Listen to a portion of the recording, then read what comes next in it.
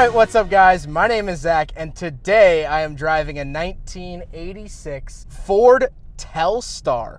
Up front is a carbureted 2.0 liter inline 4, and down below is a 3-speed automatic transmission. Now I am super excited to be driving this here Telstar for many of reasons. Mainly the fact that, to my knowledge, this is the only Telstar imported to the United States. I'm currently in Florida, not Australia, where this car was originally sold.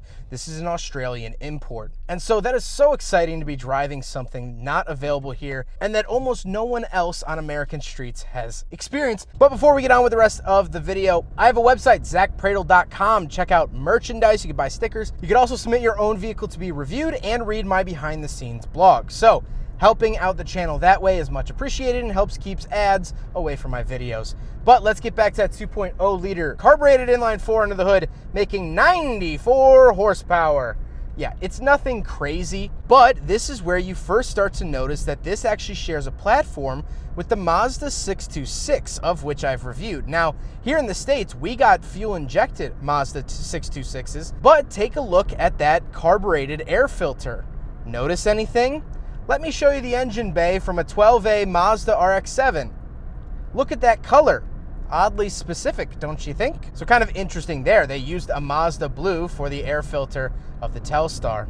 Power band wise, I'm not really impressed. It's not all that crazy or powerful, but this was a normal family sedan. This wasn't anything to blow the doors off of something at drag week. So it puts out normal family sedan horsepower. Like I said, paired to it is an automatic transmission. Of course, you can find them in manual as well, but this is the automatic and it's shifting and doing its job as much as an 80s automatic transmission can do. Last but not least, the Telstar is front wheel drive. So let's talk about the interior with one of my favorite things in the world, 80s gauges. This has 80s semi-digital gauges. The tachometer sort of grows in this line of lights. I have a digital fuel, speed, and temperature gauges, and I love these gauges.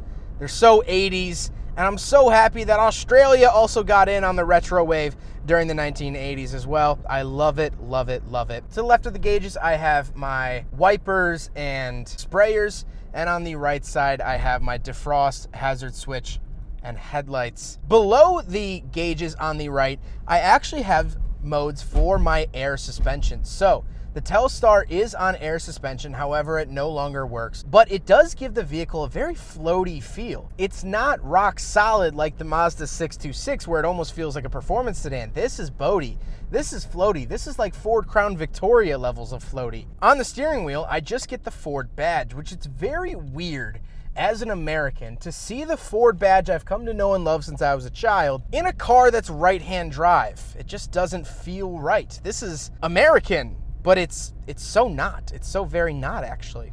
To the right of me, I just have a vent, and on the door, I have my door handles, the same ones from the first generation Mazda RX-7. I actually have a couple of these door cups sitting in my garage right now. And that's it. I don't actually get any window switches. Those come in the middle, and they're very odd at that, but we'll talk about that later on. Moving into the center, I do have 2 climate control vents that do in fact oscillate, something that wasn't super common in American markets, but in Japan and Australia, they got oscillating fans inside their cars. Pretty genius. To the right of that is my climate controls themselves, of course, fan speed, temperature, where to send it, and things like that. I like the head or the boot for head or foot. And down below that, I do have a choke pull. Because this is a carbureted engine, it actually does have a choke. Moving back into the center, I have a little storage area and a radio. I can only imagine this is an aftermarket radio, but I don't have hard evidence, so I can't confirm nor deny.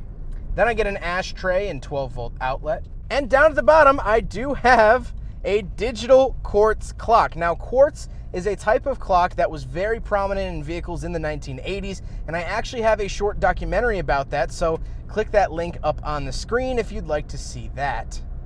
But then down below that quartz clock, I actually have my window switches.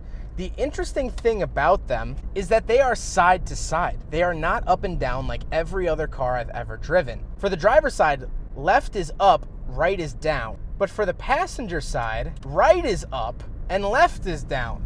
Very interesting. I don't know if this is an Australian thing. I don't know if this is an Australian Ford thing.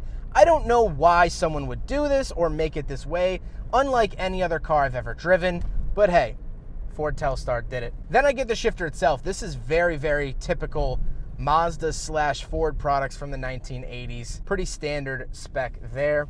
And then I have the little handbrake. I do get a tiny center console, but I don't have any cup holders. So, unfortunately, the Australian Ford Telstar fails the big friggin' bottle test. The seats are very nice and comfortable. 80s cars knew how to do comfy seats.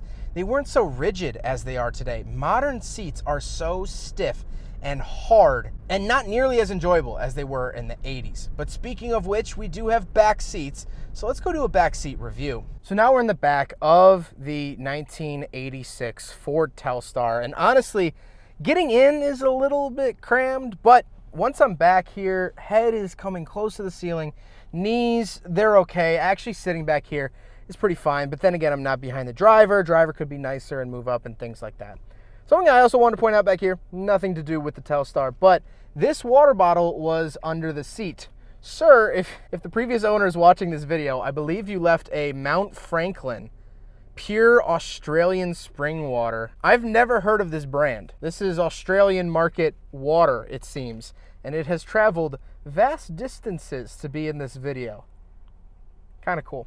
Anyway, I don't get a center console back here. Of course, I do have power windows, more traditional down is down, up is up, but I turn on the child locks. Does that mean...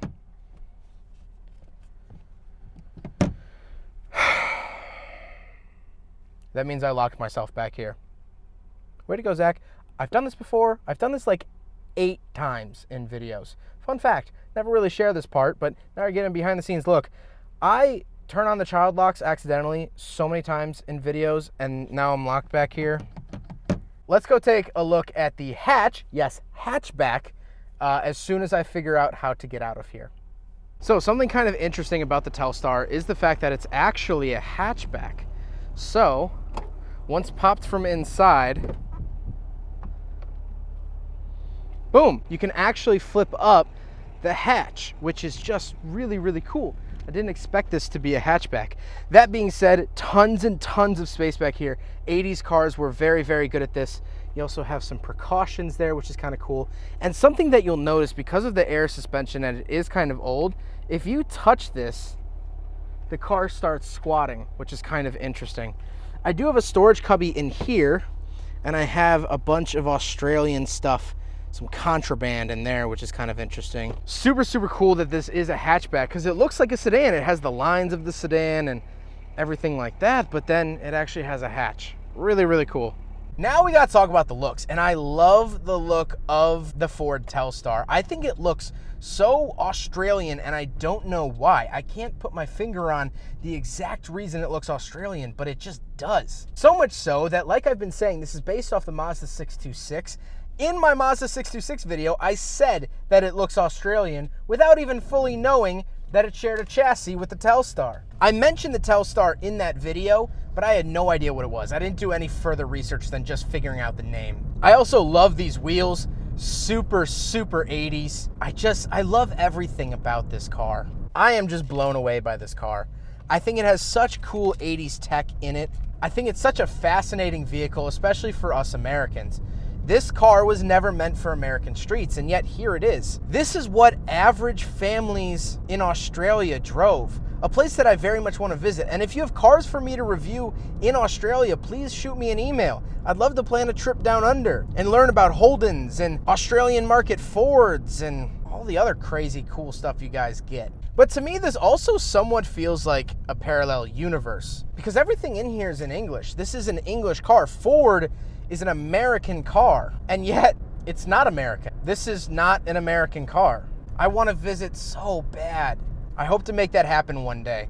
But for now, with the COVID lockdowns and travel restrictions, this is as close as I'll get to Australia for the time being. Well, I want to give a huge thank you to Matt for letting me take out his Telstar. This is super unique. One of one in the US as far as we're both aware of, which is just super fantastic, and I can't thank him enough for letting me drive it. All of his information, his social media and such, will be left in the description below. Please go send him a message and tell him thank you. If you have any Telstar questions, please ask him. But I do want to leave you with a little fun piece of Telstar lore, I guess. When you turn the vehicle off, it actually sings to you. And so I leave you with the 1986 Ford Telstar exit chime. Thanks for watching.